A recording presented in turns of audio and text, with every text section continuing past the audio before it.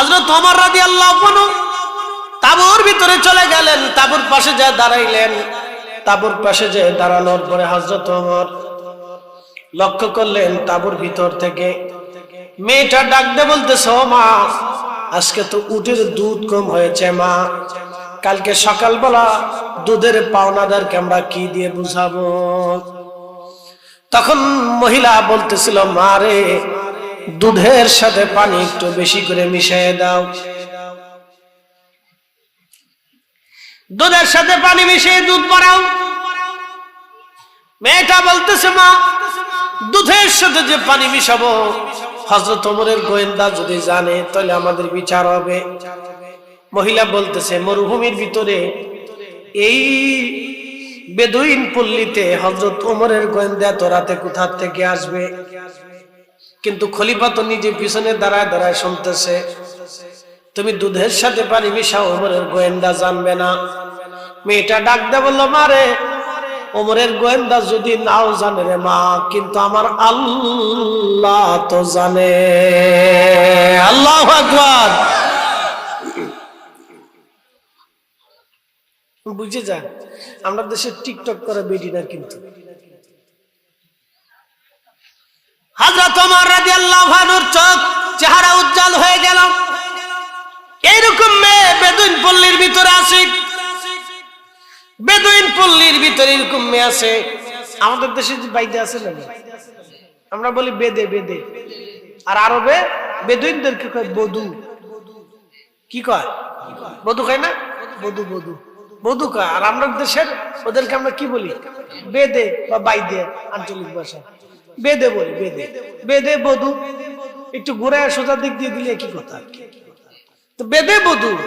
আমরা দেশে বেদে যেমন, আরবের বধুরাও ওইরকমই আর কি। ছিন্ন বিচ্ছিন্ন ভাবে তারা বিভিন্ন মরুভূমিতে ঘুরে ঘুরে ঘুরে ঘুরে গোত্রভিত্তিক তারা পশুপালন টালন করে তাদের সংসার আদি জীবন অর্জন চালায়।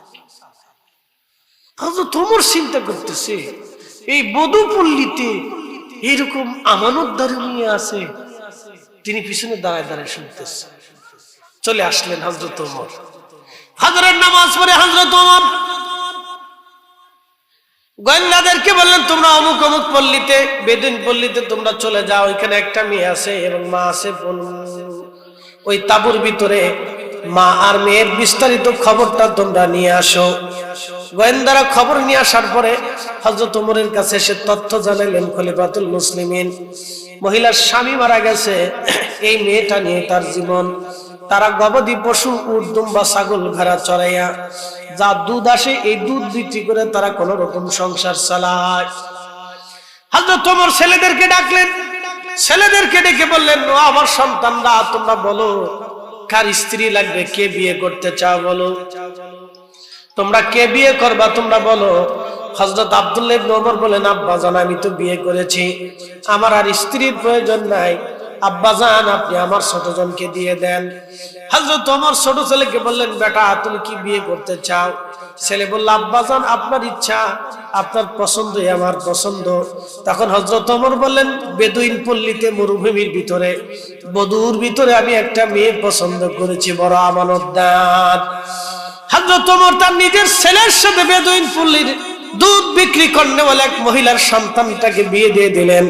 একবার জোরে বলা যাবে আল্লাহু আকবার। এটার নাম কি? ইসলাম। জোরে বলেন, এটার নাম কি? জোরে বলেন, এটার নাম কি? জোরে বলেন, এটার নাম কি? এত বড় মুসলিম মিল্লাতের খলিফা হযরত ওমর বেদুইন পল্লী থেকে মেয়ে নিয়ে আসছে সন্তানকে বিয়ে দেওয়ার জন্য। কি দেখে আনছে?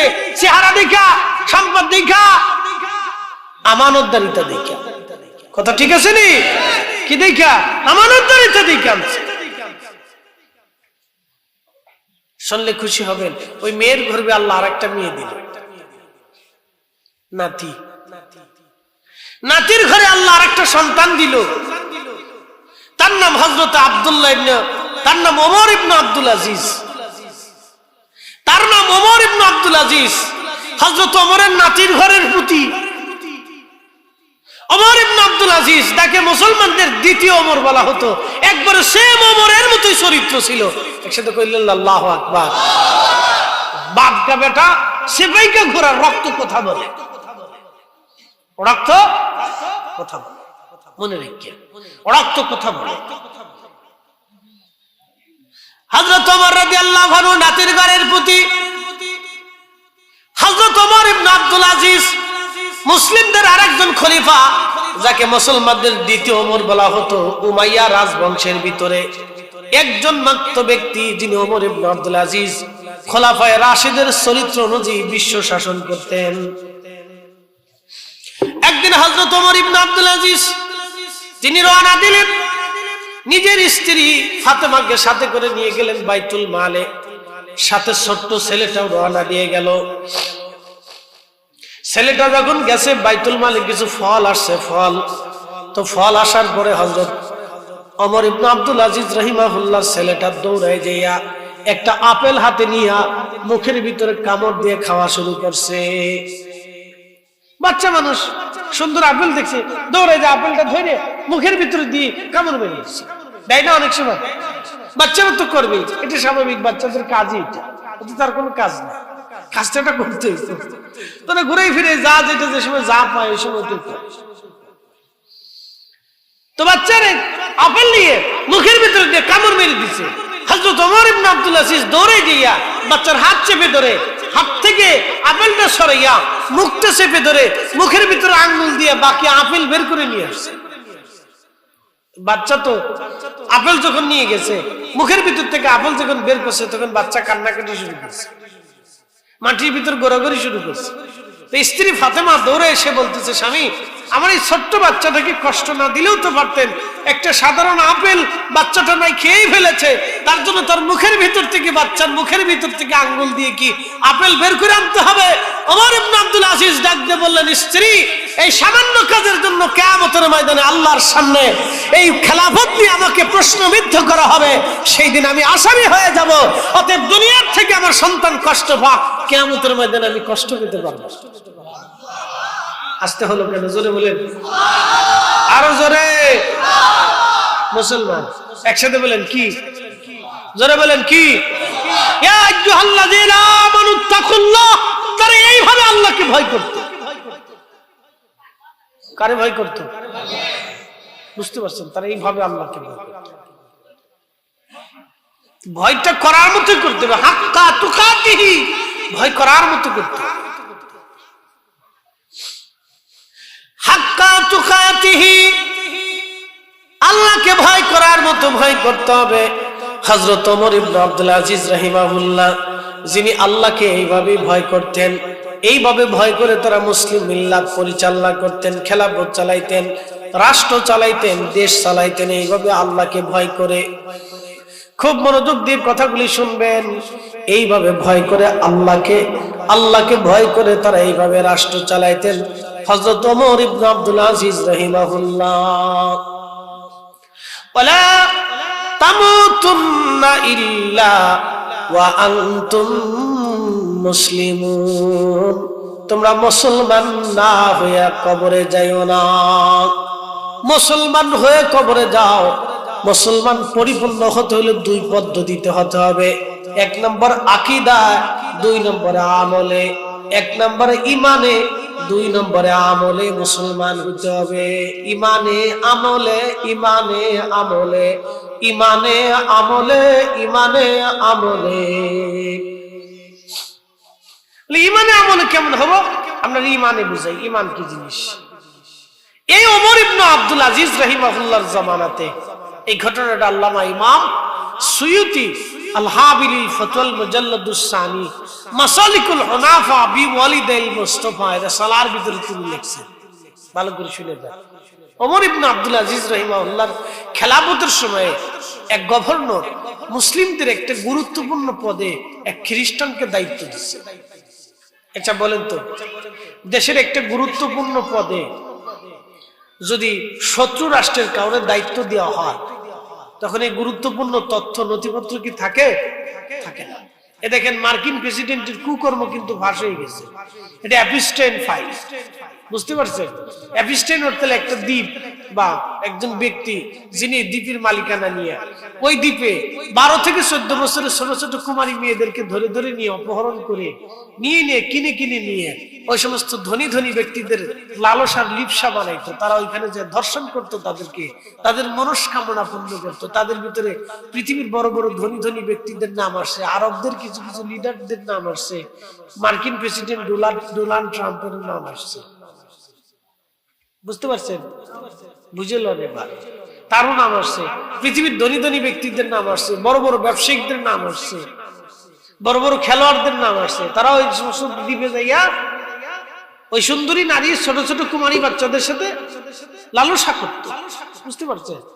পৃথিবী কত নিকৃষ্ট মানসিকতার ভিতরে চলে গেছে আপনি এবার বুঝেন যে পৃথিবীর ধনী ধনী ব্যক্তিরা যখন এই কাজ করে, পৃথিবীর নামী দামি ব্যক্তিরা যখন এই কাজ করে, তাহলে বুঝতে হবে পৃথিবী তার ভারসাম্য হারিয়ে ফেলেছে, কিয়ামতের সময় গড়াই গেছে। কথা কন না? ঠিক আছে কিনা? ওরা আজ্ঞামে জাহিলিয়াতকে ফেল করে ফেলছে, আজ্ঞামে জাহিলিয়াতকে ফেল করে ফেলছে। আপনি বুঝেন? একটা ছোট ছোট বাচ্চাদেরকে নিয়ে তার এরকম র‍্যাপ করে আনন্দ করে উৎফুল্লিত হয়, আনন্দিত হয়। আপনি বুঝেন এটা কতটুকু নিকৃষ্ট, এটা মানবতাহীন কাজ। আপনি বুঝেন এটা কতটা নিকৃষ্ট কাজ। শুয়োর আর কুত্তাও যা কোনোদিন কল্পনা করে না। শুয়োর কুত্তার জীবনে এরকম কল্পনা ওদের জীবনে আসে না, যেটা মানুষ এই কল্পনা পর্যন্ত করে। আপনি বুঝেন? ওই যে মাগুরা রাশিয়া ছোট্ট মেয়েটারে শুধু দর্শনই করে নাই, বেলেট দিয়ে তার গুপ্তাঙ্গ কেটে তাকে হত্যা করেছিল। আজ পর্যন্ত মাগুরা ওই আসিয়ারে যারা মারছে তাদের ফাঁসি হয়েছে না? কেন ফাঁসি হবে না? কেন দিতে পারছে? এত বড় জঘন্য কাজের যদি ফাঁসি না হয় তাহলে কি হবে দেশে? কিসের আইন কানুন আপনি আমার দেখেন, আমার বুঝান কিসের আইন কানুন? হ্যাঁ,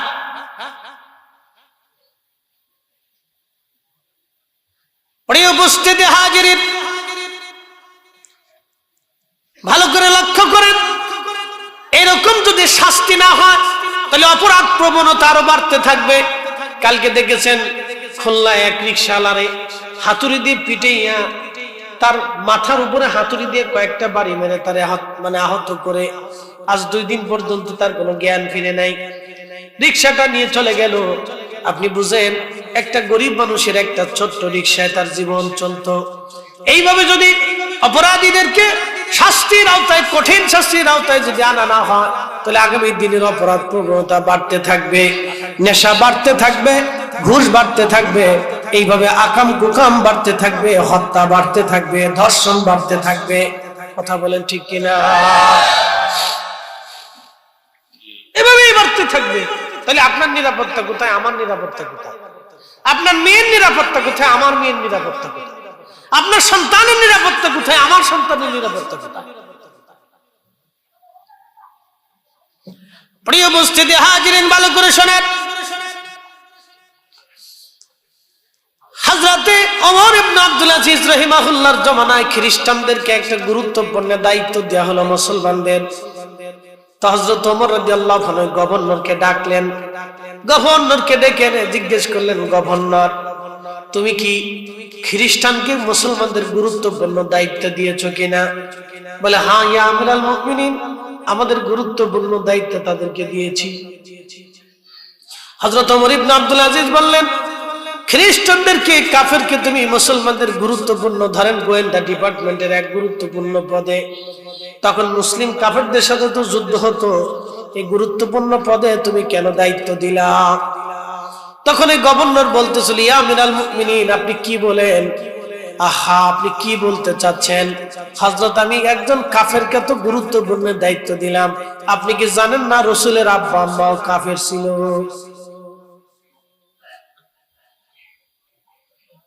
কি মনে হয় আপনাদের কাছে? বলেন।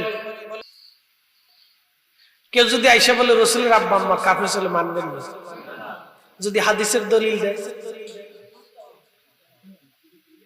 হ্যাঁ, এই তো দুর্বলতা এইখানে। আপনাদের দুর্বলতা এইখানে। আপনাদেরকে একটা কথা বলি আজকে, সারা জিন্দেগির জন্য এই সূত্রটাকে মনে রাখবেন। আল্লাহ রসুলের সম্মানের বিরুদ্ধে যদি কোনো হাদিস আসে তাহলে বুঝবেন হাদিসের ভিতরে ঘাপলা আছে। শুধু জাল হাদিস না, ওই হাদিসের সনদে কোথাও না কোথাও গন্ডগোল আছে। আল্লাহ রসুলের মর্মে এইরকম একটা হাদিস সহিহ মুসলিমেও আছে যে তোমার আব্বাতা আমার পিতা দুইজনই জাহান্নামে, এরকম একটা হাদিস সহিহ মুসলিমই আছে। কিন্তু এই হাদিসের ব্যাখ্যা ইমাম সুয়ুতি 550 বছর আগে আল মাসালিকুল হুনাফা বিওয়ালিদিল মুস্তাফা রাসূলুল্লাহর ভিতর করছে। দুঃখের বিষয় এই ব্যাখ্যাটা আমাদের দেশে এখনো উন্মুক্ত হতে পারে না। আইম্মা ইকরাম যে আমাদের জন্য কি নিয়ামত, এটা 550 বছর আগে ব্যাখ্যা বিশ্লেষণ করে এই হাদিসের সত্যতা যাচাই করে এই হাদিসের কোন রাবী কবে ভুল করছে, কিভাবে ভুল করছে, সব ব্যাখ্যা বিশ্লেষণ ইমাম সুয়ুতি কিতাবের ভিতরে করছে। বুঝতে পারছেন? খালি মুসলিমে হাদিস পাইলি মেনে নিয়ে না। সহিহ বুখারীতে এরকম হাদিস আছে রাসূল আত্মহত্যা করতে চেয়েছিলেন। লা হাওলা ওয়ালা কুওয়াতা ইল্লা বিল্লাহ। কি মানবেন? এই কথা বললে কেন মানবেন? হাদিসে তো আছে আল্লাহ রাসূল দাঁড়ায় পেশাব করছে, তো করবেন নি? এইজন্য হাদিস পাইলেই মানা যাবে না। হাদিস পাইলেই মানা যাবে না। এখানে আইম্মা ইকরামের সিদ্ধান্ত জানতে হবে যে আহলে সুন্নাতুল জামাতের আকীদা কি, এটা বুঝতে হবে আপনাকে। এই জন্য নার কারণে তো সারা বছর যদি সেজদা দিয়ে আপনি সারা মরার আগে যদি চিন্তা করুন রাসূলের আব্বা আম্মা কাফের ছিল, আল্লাহর কসম করে বলি, খোদার কসম করে বলি, ও আসমানের মালিকের কসম করে বলি, ও জমিনের মালিকের কসম করে বলি, ওই মসজিদ ওয়ালা বাইতুল্লাহর মালিকের কসম করে বলি, কিয়ামত পর্যন্ত যদি হায়াত হয় সেজদা দিয়ে নামাজ পড়েন বেহেশত হবে না যদি দরবারে মুস্তাফার সাথে আপনাদের বেয়াদবি হয়ে যায়। যদি থাকে তো ঘড়ি বাদ দিয়ে চুরি বলবো। কথা ক্লিয়ার? এর চেয়ে সুন্দর বক্তব্য আমার কাছে নাই। মনে রাখেন, রাসূলের আব্বা আম্মাকে কাফের বলল কে? ওমর ইবনে আব্দুল আজিজের জামানাতে গভর্নর যে আমিরুল মুমিনিন, আমি কাফেররে একটা গুরুত্বপূর্ণ দায়িত্ব দিছি, সেই জন্য আপনি আমাকে জবাবদিহিতার আওতায় আনলেন। আপনি কি জানেন না রাসূলের আব্বা আম্মা কাফের ছিল? তখন ওমর ইবনে আব্দুল আজিজের বক্তব্য কি ছিল জানেন? মুসলমানদের দ্বিতীয় ওমর, যাকে দ্বিতীয় ওমর বলা হয়, তিনি তখন একটা শব্দ করেছিলেন, আহ আহ, শুধু এরকম একটা শব্দ করেছিলেন, আহ। কে বললি? তোর জিভ কেটে ফেলতাম, তোর হাত কেটে ফেলে দিতাম, তোর পা কেটে ফেলতাম। বুঝতে পারছেন ঈমান কি জিনিস? বুঝে যা।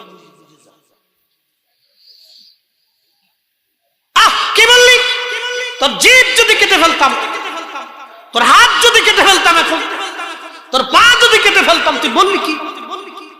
তোর মুসলমানদের গভর্নর পদে তোর কোন যোগ্যতা নেই, বের হ।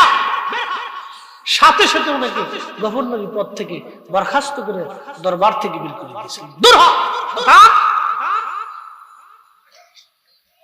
সে জমানার মুসলমান। এই জন্য আপনাকে ঈমান আকীদা বুঝতে হবে। ওয়ালা তামুতুন্না ইল্লা ওয়া আনতুম মুসলিমুন। মুসলমান না হয়ে কবরে আইসো না। হুজুর তাহলে মুসলমান কাদের মতো হতে হবে? খাজা বাবা আজমিরির মতো মুসলমান হতে হবে, শাহজালালের মতো মুসলমান হতে হবে, ইমাম আজম আবু হানিফার মতো মুসলমান হতে হবে, ইমাম শাফি, ইমাম হাম্বলি, ইমাম মালিক, আউলিয়া کرام যেই ঈমানে যেই বিশ্বাসে মুসলমান ছিল, আপনাকে সেই বিশ্বাসে সেই আকীদায় মুসলমান হতে হবে। দুনিয়ার কোন শায়েখ থেকে আপনাকে ইলম নিতে হবে না। ইলম যেটা দিওয়ার শাহজালাল ইয়ামিনী মুজাদ্দিদ আমরা আকাবির দুনিয়ার ইলম আমরা দিয়ে গেছে, ফিকহের কিতাব দিয়ে গেছে, হাদিসের তাখরিজের কিতাব দিয়ে গেছে, তাফসীরের কিতাব দিয়ে গেছে। আমরা আকীদা কি হবে সেভাবে ইমাম আকাইদুত তাবি লিখেছেন, আকাইদুন নসবি লেখা হয়েছে। বড় বড় ইমামরা আকীদার কিতাব লিখছে, শারহ ফিকুল আকবার লেখা হয়েছে আকীদার উপরে, ফিকুল আকবার লেখা হয়েছে আকীদার উপরে। নতুন করে কার কাছ থেকে আমরা শিখার দরকার নেই, আমরা রাস্তা বাতলাই দিয়ে দিচ্ছি। বুঝতে পারছেন? এই জন্য ফুট করে আইসে কেউ যদি আপনার একটা ভুল তত্ত্ব দেয় মানা যাবে না। যদি হাজারো দলিল দিয়েও বলার চেষ্টা করে না রাসূলের এখানে ভুল ছিল, আপনি জীবনেও মানবেন না। কেউ যদি আইসে বলে যে না রাসূল করিম সাল্লাল্লাহু আলাইহি ওয়াসাল্লাম কিয়ামতের ময়দানে চিন্তিত থাকবে, এই কথা বললে আকাশ ভেঙে গেল তোরে মানা যাবে না, হাদিসের দলিল দিলেও মানা যাবে না। বুঝবেন এই হাদিসে গাফলা আছে, মনে আছে, মনে থাকবে তো, সূত্র মনে রেখে নেই, এটা খালি ভুল আছে, সারা জীবন বুঝতেই হবে। আকীদা ঈমান, এজন্য আল্লাহ বলেন ওয়ালা তামুতুন্না ইল্লা ওয়া আনতুম মুসলিমুন, তুমি মুসলমান হয়ে তারপর কবরে আসো। এজন্য আকীদায় মুসলিম হয়ে কবরে যেতে হবে। এখন একজন এসে আপনারে বলল আল্লাহ আকার, আহলুস সুন্নাত ওয়াল জামাতের আকীদা আল্লাহ নিরাকার, কারণ আপনারা এসে বলল আল্লাহ আকার, অনেক কোরআনের দলিল দিচ্ছে আপনাকে, অনেকগুলি আয়াত আপনাকে সামনে উপস্থাপন করবে, আপনি আয়াতের তো মর্ম বুঝবেন না, আয়াতের ব্যাখ্যা বিশ্লেষণ তো আপনার বোঝার ক্ষমতা নেই, এটা আমরাও বোঝার ক্ষমতা নেই। বলে হুজুর কেন? 20 বছর মাদ্রাসায় পড়ছে, সে আয়াতের মর্ম বুঝে না। 50 বছর মাদ্রাসায় পড়াচ্ছে, তারপরও সে বুঝে না। বলে কারা বুঝতো? আইম্মে কেরাম বুঝে, তারা কিতাব লিখে আমরা রাস্তা বাতলায় প্রেসক্রিপশন দিয়ে গেছে, সাবধান, তোমাদের সামনে এরকম এরকম আয়াত উপস্থাপন হবে আল্লাহকে আকার বলার জন্য, আল্লাহর দেহ আকৃতি, আল্লাহকে দেহর আকৃতি দেওয়ার জন্য একদল আসবে যাদেরকে আহলে মুজাসসিমা বলা হবে, দেহবাদী আকীদা। মানে আল্লাহরে বলবে যে আল্লাহর হাত আছে, চোখ আছে, পা আছে, কান আছে, নাক আছে, আল্লাহর ঠোঁট আছে, ফ্যাট আছে, মাথা আছে, পা আছে, কিতা কোন আল্লাহ আসেনি? আল্লাহ একসাথে কর না, আল্লাহর আসেনি? জোরে বলেন আসেনি? তা আল্লাহ যদি হাত, ঠোঁট, কান, নাক, পা থাকে তাহলে হাত কত বলে? তাহলে আল্লাহ আকারের মতো হলো, আল্লাহ কার মতো? তাহলে আল্লাহ কি তাহলে মোবাইলের মতো? তাহলে মোবাইলের মতো হলে দৈর্ঘ্য আছে, প্রস্থ আছে, ব্যাস আছে, ব্যাসার্ধ আছে, ওজন দখল করে, ওজন আছে, জায়গা দখল করে রাখছে, কি কথা ঠিক আছে না? এটার ব্যাস আছে, দৈর্ঘ্য আছে, প্রস্থ আছে, ব্যাসার্ধ আছে, তারপর জায়গা দখল করে আছে, তার ওজন আছে, এটা একটা আকারের মধ্যে সীমাবদ্ধ। তো রব যদি আকারের মধ্যে সীমাবদ্ধ হয়, তো সৃষ্টিও আকারের সাথে সীমাবদ্ধ, তাহলে সৃষ্টি এবং স্রষ্টার মধ্যে পার্থক্য কোথায়? আপনাকে দর্শনটা বুঝতে হবে, সৃষ্টি এবং স্রষ্টার মধ্যে পার্থক্য কি। এই জন্য রব আমাদেরকে একটা জবাব দিয়েছেন, লাইসা কামিসলিহি শাইউন, আমি রবের সাথে কোনো মেসাল নাই, আমি উপমাহীন, আমি তুলনাহীন, আমি মেসালহীন। একসাথে বলবেন আল্লাহু আকবার। এই জন্য আহলুস সুন্নাত ওয়াল জামাতের আকীদা হচ্ছে আল্লাহ নিরাকার, উপমাহীন, মেসালহীন। একসাথে বলবেন না মারহাবা? এই তো বুঝে গেছিলাম। শানে উলুহিয়ত, শানে রুবুবিয়ত, শানে রিসালাত, এর খেলাফে কেউ যদি হাজারো দলিল আপনার সামনে উপস্থাপন করে মানা যাবে? রাসূলের ইজ্জতের বিরুদ্ধে, আল্লাহর সম্মানের বিরুদ্ধে, ওলিদের সম্মানের বিরুদ্ধে যত দলিল পেশ করুক আপনাকে মানা যাবে? সুজা হিসাবে মানা যাবে, হিসাব একবারে সুজা। মানলেই আপনাকে মানতে হলে, তাহলে বুঝতে হলে আগের আইম্মে কেরামের কিতাব আহলুস সুন্নাত ওয়াল জামাতের আকীদা কি আছে ওইটার উপর পর্যবেক্ষণ করে আপনি বুঝেন, তার আগে কিন্তু ফুট করে সিদ্ধান্ত নিয়েন না, তাহলে আপনি পস্তাইতে হবে। একটা ভুলের জন্য জাহান্নাম যথেষ্ট, বেশি দরকার নেই। একটা ভুলের জন্য জাহান্নাম যথেষ্ট, বেশি দরকার নেই। শুধু আপনি বলেন যে তাকদীর বলে কিছু নাই, শুধু এতটুকুনি বলেন, জাহান্নামে একবারে রেডি হয়ে বসে গেছে, আপনারা জাহান্নামে যাওয়ার জন্য কোনো কারণ লাগবে না, একটাই যথেষ্ট। শুধু বলেন যে তাকদীর বলে ইসলামে কিছু নেই, তাহলে আপনি হয়ে যাবেন তাকদীর অস্বীকার করলেন, আপনি একটা বাতিল ফিরকা। যদি বলেন যে আল্লাহ খায়, আল্লাহ পড়ায়, আল্লাহ ঘুম পড়ায়, আল্লাহ সবকিছু করায়, আমি ভালো করলেও আল্লাহ করায়, খারাপ করলেও আল্লাহ করায়, শুধু এই কথাটা বলেন, আপনি জাহান্নাম আপনার জন্য রেডি। কেন? আপনি মুতাজিলা আকীদা নিয়ে নিলেন। আহলুস সুন্নাত ওয়াল জামাতের আকীদা এটা না। আহলুস সুন্নাত ওয়াল জামাতের আকীদা, আল্লাহ আমাকে খেয়ার দিয়েছেন, ইচ্ছা শক্তি দিয়েছেন, কোনটা ভালো কোনটা মন্দ বুঝার সক্ষমতা আল্লাহ আমাদের দিয়েছেন, কোনটা শুয়োরের গোশত আর কোনটা গোশত গরুর গোশত আল্লাহ আমাদের বুঝার সক্ষমতা দিয়েছে। এখন আপনি গরু বাদ দিয়ে শুয়োর খাবেন আর বলবেন যে আল্লাহ আমারে শুয়োর খাওয়াইছে, তা চলতে না। কি কথা কন না? তাহলে মানুষ আর কুত্তার ভিতরে কোনো তফাৎ থাকে না। কি কথা কম জোরে বলে? মানুষ আর কুকুরের ভিতরে কোনো তফাৎ থাকে না। কুত্তা শুয়োরটাও খায়, গরুরটাও খায়। কি কথা ঠিক আছে কিনা? মানুষ গরুর গোশত খাবে, তাও কোনটা? যেটা আল্লাহর নামে জবাই করা। কথা ঠিক আছে নি? আবার আল্লাহর নাম বাদ দিয়ে জবাই করলে খাওয়া যাবে? গরুর গোশত খাইতে হবে কোন গরু? যে গরু তৃণভোজী, কিন্তু যে গরু মানুষের বিষ্ঠা খায়, কুকুরের মূত্র খায় এবং মানুষের পায়খানা খায়, ওই গরুর গোশত খাওয়া যাবে না। আপনাকে মাসলা বুঝতে হবে। প্রিয় উপস্থিতি হাজিরিন, অনেকগুলি কথা আপনাকে বুঝাইলাম আজকে ভাই আমার। এই জন্য ঈমান ওয়ালা তামুতুন্না ইল্লা ওয়া আনতুম মুসলিমুন। মুসলমান না হইয়া মইরো না, মুসলমান না হইয়া মইরো না, মুসলমান হয়ে তোমাকে মরতে হবে। প্রথম নম্বরে ইমানে বিশ্বাসে মুসলমান হতে হবে, আকীদা বিশ্বাসে মুসলমান হতে হবে। 2 নম্বরে আমলে মুসলমান হতে হবে। 1 নম্বরে ইমানে, 2 নম্বরে আমলে। আল্লাহ এই জন্য আমরারে বলেন আল্লাযীনা আমানু ওয়া কানু ইয়াত্তাকুনা লাহুমুল বুশরা ফিল হায়াতিদ দুনিয়া ওয়া ফিল আখিরাহ। আল্লাহ বলেন আল্লাযীনা আমানু, যারা ঈমান আনছে, ওয়া কানু ইয়াত্তাকুন, এবং ঈমান অনুযায়ী যারা মুত্তাকি হয়েছে, লাহুমুল বুশরা ফিল হায়াতিদ দুনিয়া ওয়া ফিল আখিরাহ। দুনিয়াতেও তাদের জন্য সুসংবাদ, আখিরাতেও তাদের জন্য সুসংবাদ। জোরে বলেন সুবহানাল্লাহ। মানুষ হইয়া ভবেতে আসিয়া মানুষের করিলাম কি? ও নবী না মানিলাম কি যে ভুল করিলাম, নবী না মানিলাম কি যে ভুল করিলাম, ভস্মে ঢালিলাম ঘি।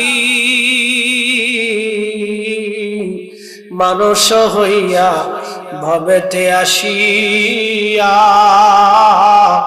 মানুষের করিলাম কি? মানুষ হইয়া ভবেতে আসিয়া মানুষের করিলাম কি? আল্লাহুম্মা সাল্লি আলা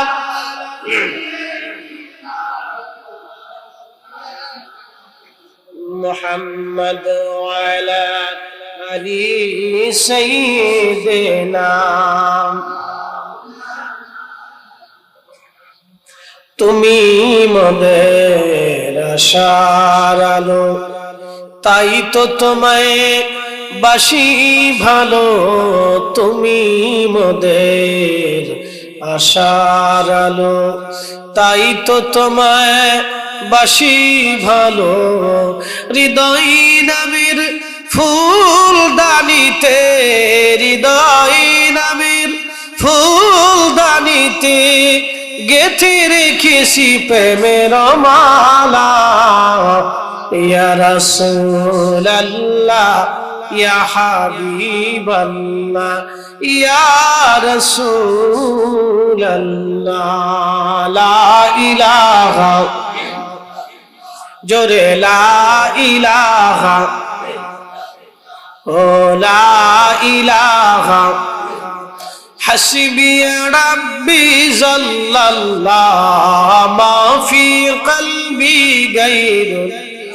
আহা নূর মুহাম্মদ, বলি নূর মুহাম্মদ, পড়ি লা ইলাহা ইল্লাল্লাহ, লা ইলাহা, ও লা ইলাহা, লা ইলাহা ইল্লাল্লাহ মুহাম্মাদুর রাসূলুল্লাহ সাল্লাল্লাহু আলাইহি ওয়াসাল্লাম। এই জন্য এই আয়াতে 3টা মর্ম কথা আল্লাহ বলেন, ইয়া আইয়ুহাল্লাযীনা আমানু তাকুল্লাহ, আমাকে ভয় করো। আল্লাহকে ভয় করতে হবে, নামাজে ভয় করতে হবে, রোজায় ভয় করতে হবে, যাকাতে ভয় করতে হবে, হজে ভয় করতে হবে, আপনার জীবনের পরিপূর্ণ সময়ে আল্লাহকে ভয় করতে হবে, আল্লাহকে ভয় করতে হবে। সামনে মাহে রমজান আসতেছে, এই মাহে রমজানের হক আদায় করার জন্য সচেষ্ট হন। ইয়া আইয়ুহাল্লাযীনা আমানুত্তাকুল্লাহ, এই ঈমানদারেরা তোমরা আমি আল্লাহকে ভয় করো। সামনে মাহে রমজান আসতেছে, এই মাহে রমজান আসার মাহে রমজানে আল্লাহকে ভয় করে তাকওয়াবান হন। লাআল্লাকুম তাত্তাকুন, আল্লাহ মাহে রমজান দিয়েছেন যাতে তোমরা মুত্তাকি হতে পারো, তাকওয়াশীল হতে পারো, আল্লাহকে ভয় করতে পারো, আল্লাহকে ভয় করতে পারো, আল্লাহকে ভয় করতে শিখো। সেই জন্য আমার আল্লাহ মাহে রমজান আমরারে পাঠাইছেন, মাহে রমজান আল্লাহ আমাদেরকে দিয়েছেন। এই যে সামনে রোজা আসতেছে, প্রিয় নবী যে বললেন আমার উম্মতেরা রে, মান সামা রমাদানান ঈমানাও ওয়া ইহতিসাবান গুফিরা লাহু মা তাকাদ্দামা মিন যামবিহি, আমার উম্মতেরা রে, মাহে রমজানে যে ঈমান ইহতিসাবের সাথে রোজা রাখবে, রোজা আদায় করবে, তার জীবনের সমস্ত গুনাহ আল্লাহ এমন ভাবে মাফ করে দিবে যেমন সদ্য বাচ্চা দুনিয়াতে জন্ম নেওয়ার পরে তার শরীরে যেমন কোনো গুনাহ থাকে না, আল্লাহ মাহে রমজানে ঈমান ইহতিসাবের সাথে যারা রোজা রাখবে তাদের শরীরে ওই রকম কোনো গুনাহ আল্লাহ রাখবে না। একসাথে জোরে বলেন আল্লাহু আকবার। এখন প্রশ্ন, ঈমান ইহতিসাব কি জিনিস? এটা আপনাকে বুঝতে হবে। ঈমান ইহতিসাব কি জিনিস এটা আপনাকে বুঝতে হবে, খুব মনোযোগ দিয়ে। প্রথমত মাহে রমজানে যারা রোজা রাখবে, এক নম্বরে তারে হালাল খাবার দিয়ে সেহরি করতে হবে এবং হালাল খাবার দিয়ে ইফতার করতে হবে। আপনাদের কি বুঝায়? আজকে সভাপতি সাহেব, ইঞ্জিনিয়ার সাহেব আপনারা দাওয়াত দিলেন, দাওয়াত দিয়ে এখানে আপনাদের সুন্দর করে বসাইলেন, বসাইয়া 6 পদের ইফতারি দিলেন, 3-4 পদের খাবার টাবার সামনে দিয়ে একবারে ফোনা দেখলেন, 10 পদের ইফতারি সামনে দিয়ে আপনারা বসাইলেন। বসানোর পরে প্রত্যেকে একটা হাতে করে মাম পানি দিলেন এবং মাম পানি দিয়ে আপনাদেরকে বললেন যে আমি আপনাদের প্রিয় ইঞ্জিনিয়ার, আপনাদের এলাকার একজন মহাব্বতের মানুষ, আমি আপনারা আপনাদের সম্মান করেন, তা আমি এই পানির ভিতরে 1 ফোঁটা গরুর সোনা মিশিয়েছি, আপনারা আজকে ইফতারের সময় এই পানি দিয়ে ইফতার করেন। কেউ করবে? আসতে করেন না, জোরে বলেন করবে? কেন করবেন না? জোরে বলেন, একসাথে বলেন, আরো জোরে বলেন। কিসের পানি হারাম? গরুর সোনার পানি হারাম। পানির সাথে গরুর সোনা মিশে, গরুর পেশাব মিশার কারণে পানি কি হয়ে গেছে? হারাম হয়ে গেছে। তো হারাম পানি দিয়ে ইফতার করলে সারাদিন রমজানের রোজা রেখে কষ্ট করে আপনি জানাশোনা সত্ত্বেও এই হারাম পানি দিয়ে ইফতার করলে আপনার রোজা হবে? তো রোজা হবে না বিধায় এই ভয়ে আপনি এই গরুর সোনা, গরুর পেশাব মিশ্রিত পানি দিয়ে আপনি ইফতার করলেন না। তো গরুর পেশাব মিশ্রিত পানি দিয়ে ইফতার করলে যদি রোজা না হয়, তাহলে সুদের টাকা দিয়া, ঘুষের টাকা দিয়া, অন্যের টাকা, অন্যের জমি মাইরে দেওয়া সেই টাকা দিয়া পানি কিনে খাইয়া ইফতার করলে রোজা কেমনে হবে? আমার একটু বুঝান তো।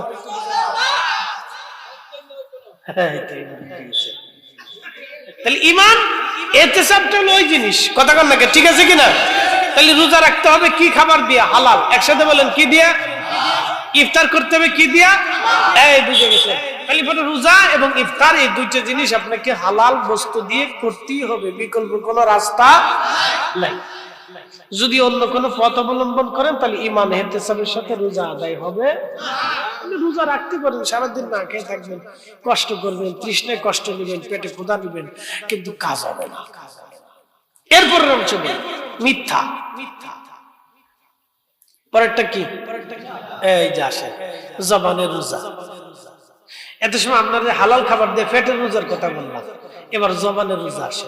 মিথ্যা, ফায়সা কথা, চগলখড়ি, গীবত, শিকায়েত, তোহমত। একজনে যে অন্যায় করে নাই, আপনি তার উপরে ওই মিথ্যা কথা বলে ওই অন্যায় চাপাই দিলেন, যার নাম তোহমত।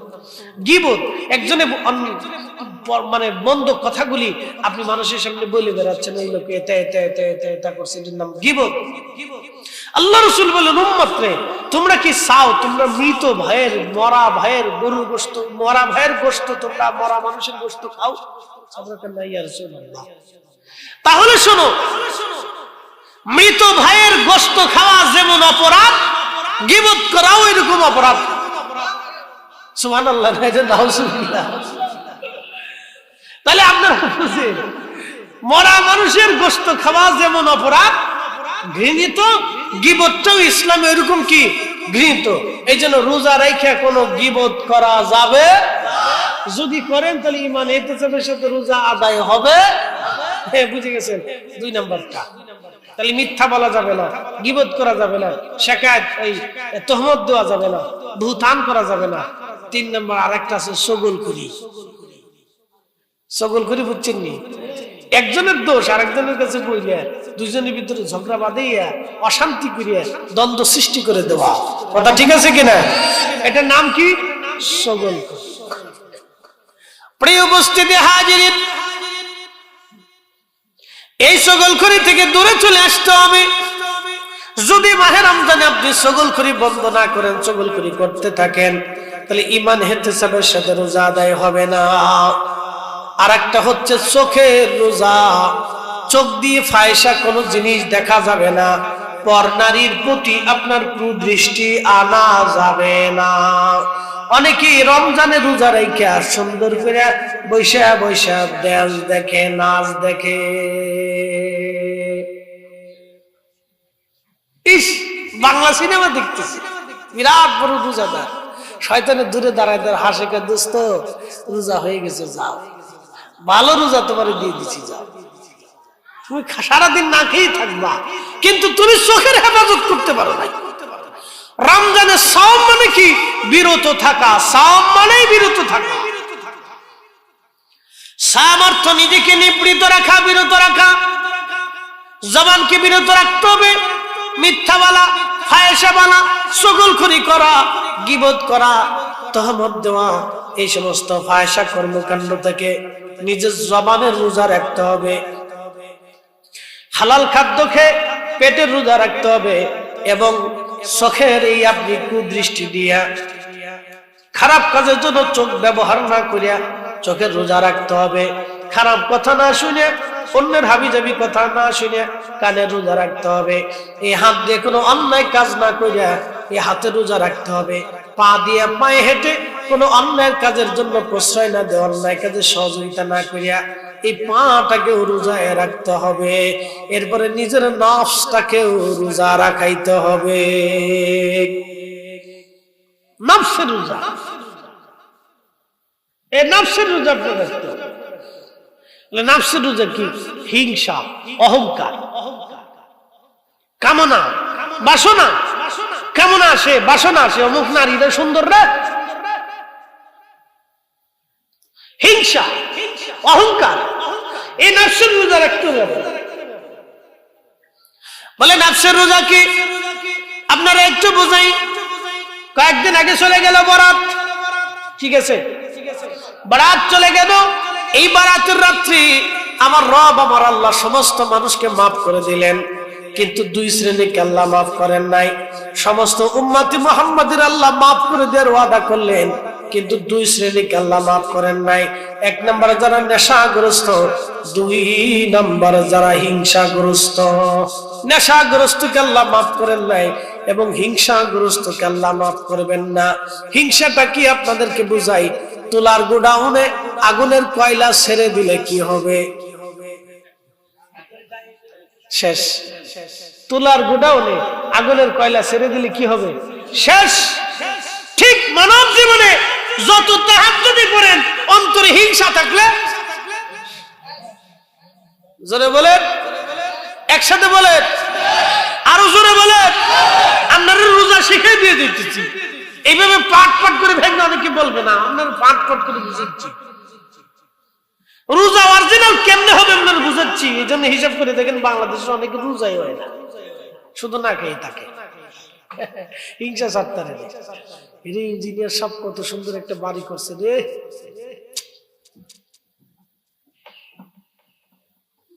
চিন্তা করেন যে ওনার মন্দ চর্চা কেমনে করা যায়। ওই কোন যায় বলতেছেন লোকটা বেশি সুবিধা না, শেষ। রোজা কি? একজনের বাড়ি ভাগ, ওই খেতে যদি সুন্দর ফসল হয়, পাশের ফসল আলা হিংসা করে, এত সুন্দর ফসল হয়ে গেল। বাড়ি যদি ভালো আম ধরে, ফল ধরে, পাশের বাড়ি আলা হিংসা করে। ছেলেটা যদি বিদেশ যায়, ভালো পয়সা কামাই করে, পাশের বাড়ি আলা হিংসা করে। আমাদের দেশে আবার কিছু হিংসাগ্রস্ত মানুষ এমনও আছে, এলাকার একটা মেয়ের বিয়ে হবে, সারা বাংলাদেশের এমন কোন গ্রাম নাই যে গ্রামে বিয়ে ভাঙ্গানির লোক না আছে। আসেনি? তাহলে আপনাদের কাকরতলা মনে আছে, বরুড়ার ভিতরেও আছে নাকি? তাহলে বোঝা গেল বাংলাদেশের এমন কোন গ্রাম নেই যে গ্রামে শয়তান না আছে। কি কথা ঠিক আছে কিনা? যারা এই কাজ করে তারা হিংসাগ্রস্ত, হিংসুটে শয়তান। ও রোজা রাখবে কিন্তু রোজা হবে না। এজন্য ইমাম ইহতিসাবের সাথে কেউ যদি রোজা রাখে, আল্লাহ রাসূল বলে তারে এমন ভাবে নিষ্পাপ করা হবে যেন সাধ্য বাচ্চা দুনিয়ার থেকে ভূমিষ্ঠ হইয়া দুনিয়াতে আসলে যেমন তার শরীরে কোনো গুনাহ নাই। আমার উম্মত আল্লাহ মাহে রমজানে ঈমানান ইহতিসাবান গুফিরা লাহু মা তাকাদ্দামা মিন যামবিহি, তার জীবনের সমস্ত গুনাহকে আল্লাহ এমন ভাবে মাফ করে দিবে। জোরে বলবেন আল্লাহু আকবার। তখনই তিনি শারিন্দা ফেলে দিলেন, তওবা করলেন। তওবা করে নামাজ পড়ে সিজদায় পড়ে কান্না শুরু করলেন, আল্লাহ আমার ভুল হয়ে গেছে।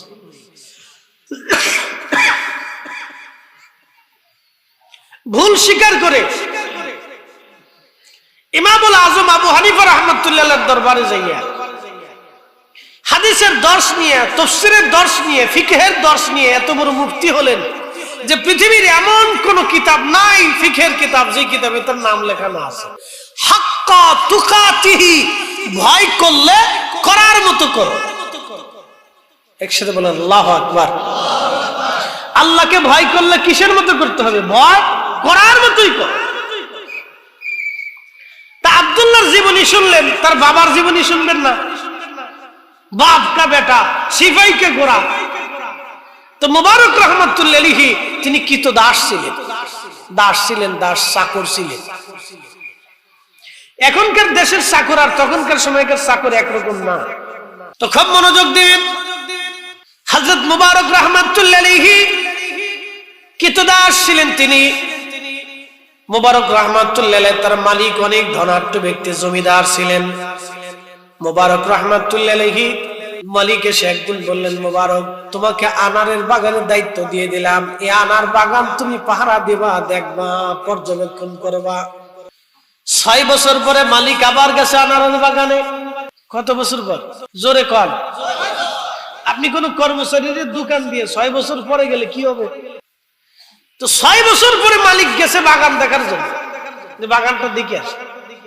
তো বাগানের কাছে যায় মুবারক রে বলতেছে, বেটারে ওই আমার জন্য আনারের বাগান থেকে একটা টক আনার নিয়ে আস, মিষ্টিটা খাবো না, টকটা খাবো। তো মুবারক রহমাতুল্লাহ একটা আনার নিয়ে আসছে। আনার পরে ভাঙ্গিয়া খাওয়ার পরে দেখে মিষ্টি। তো মালিক ডাক দেখে, বেটা আনতে গেলাম টক, আনলি মিষ্টি। তো মুবারক রহমাতুল্লাহ বলতেছে, মালিক কি করে বুঝবো যে টক না মিষ্টি? 6 বছর আনারের বাগানে কাজ করিস, তুই জানিস না কোনটা মিষ্টি কোনটা টক? এটা তো বাগানে কাজ করলে বুঝাই যায়। কি কথা ঠিক আছে না? যে কোন ধরনের আনারের টক হইতে পারে, মিষ্টি হইতে পারে। তো বলতেছে, মালিক আপনি আমারে আনারের বাগান পাহারা দিতে বলেছেন, খাইতে বলেন না। আমি 6 বছরের জীবনে একটা আনারও কোনোদিন খেয়ে দেখিনি। কে সুবহানাল্লাহ যেমনে কইলেন, মনে হয় যে আপনারা সুবহানাল্লাহ বুঝে একবার আপনার কাছে অসহায় হয়ে গেছে নাকি? একসাথে বলেন সুবহানাল্লাহ, আরো জোরে বলেন। তাহলে তারা মুসলমান, আমরা মুসলমান। আমরা মসজিদের যাই নামাজে বসে মিছা কথা কই মুসলমান, মনে কিছু নিয়ে। মসজিদের যাই নামাজে বসে অনেক মিছা কথা কয়। হযরত মুবারককে মালিক ডাক দিয়ে বললেন, বেটা বলিস কি? বলে, হ্যাঁ মনিব, 6 বছর ধরে মালিক বাগান পাহারা দিই, কোনদিন একটা আনার আমি খেয়ে দেখি নাই। আপনি তো আমাকে আনার খেতে বলেন নাই, পাহারা দিতে বলেছিলেন, এই জন্য 6টা বছর আপনার আনার বাগান পাহারা দিয়েছি। মালিক বাড়ি চলে যায় বললেন, স্ত্রীকে ডাক দিয়ে বলতেছেন, আমার সহধর্মিণী, আমার মেয়েটা বিয়ে দেওয়ার জন্য একটা উত্তম পুরুষ আমি পেয়ে গেছি। বলতেছে, কোথায় পেলেন? কোন জমিদারের ছেলে পেলেন? বংশ কি? ছেলেটার কাজ কি? তখন মালিক বলতেছে, বিবিকে বলতেছে, বিবি রে, আমার বাড়ির গোলাম কর্মচারী মোবারকের সাথে আমার মেয়ের বিয়ে দেব।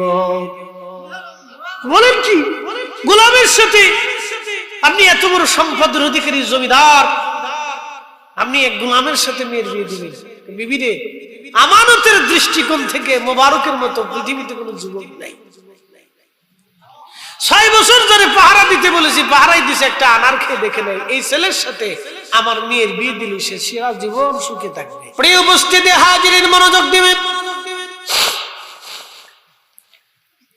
হযরতে ওমর রাদিয়াল্লাহু আনহু রাতের আধারে তিনি ঘুরে ঘুরে দেখতেন কে খায় কে খায় না, কে ঘুমায় কে ঘুমায় না, কার বাড়ি কি অভাব। হযরত ওমর ঘুরে ঘুরে ঘুরে ঘুরে দেখতেন।